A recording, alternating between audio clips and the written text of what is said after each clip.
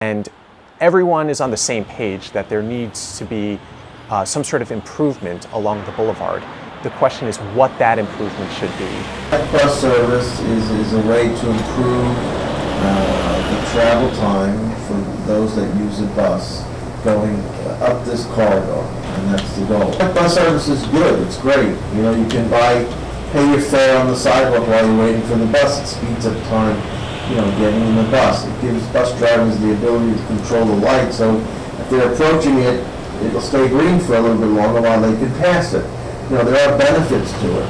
Help thousands and thousands of Queens bus riders daily, especially in such a transit desert, right? Like, you only have a couple trains that run all the way out there, but even those trains are super slow and like unreliable and not as frequent as other trains. It connects a really important part of Queens, the north and south part. It brings them together, you know, because there aren't trains running north or south, and there are very few buses that do that. And this would be the only bus that would actually, if all the changes happen, all the improvements happen, the Q53, Q52 would bring about so much. There's so much at stake here, you know, like it could really revolutionize the way that people in Queens specifically move.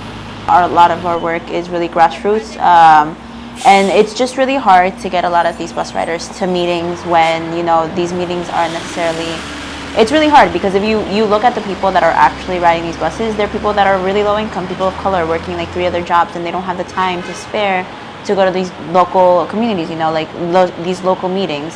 BRT will be implemented with the purpose of improving people's commute, specifically bus riders, right? And then also decreasing traffic and increasing safety, right? And so, like, for me, that kind of outweighs, you know, if it takes you a minute longer to get your destination, like, I think those benefits are something that you really, you know, consider or like uphold at a higher level than, like, you know, getting to your destination 2 minutes later. When traffic is bad, is the right way to fix it to take 2 lanes away? I'm not convinced that's the case, and it doesn't pass the common sense test, no matter how much the city agencies want to tell us it does. DOT and MTA want to say Woodhaven Boulevard is unsafe. You know what? We agree. But those safety improvements do not necessarily mean you have to put a bus there, and they don't mean that you have to get rid of left-hand turns, especially when it's going to make other streets in our neighborhood much less safe. Business deliveries are now going to have to go down side streets. School buses are going to have to go out of their way to drop kids off or pick them up from school. We're going to see increased traffic along side streets because they can't make a turn onto Jamaica Avenue, so they're going to have to make turns onto other streets. They're going to have to make right turns, and then another right turn, and then another right turn, just to get to a destination that they would otherwise be able to get to with a single left turn. Some of the members of the Block Association are regular bus riders. One member of our board of directors takes the express bus all the way into Manhattan every single day, and he takes it back as well.